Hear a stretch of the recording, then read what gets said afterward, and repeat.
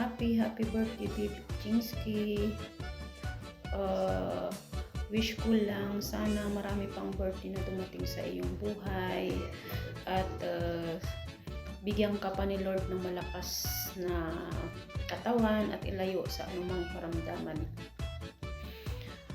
At mag-iingat ka palagi dyan, BFF.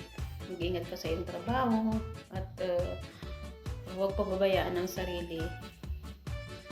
At kahit na madalang naman tayo nag-uusap, tandaan mo, nandito lang ako na iyong best friend.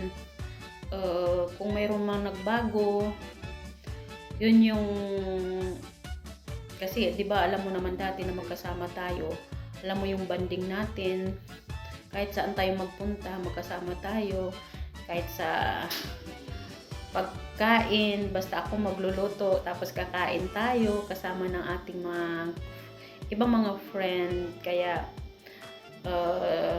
siguro yun ang nagbago lang yun kasi nagwatak-watak na tayo, pero tandaan mo, nandito ka pa rin, aking best friend, nandito ka pa rin sa aking puso.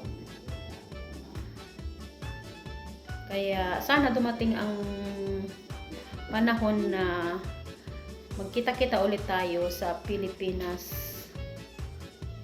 at yung mga banding natin ay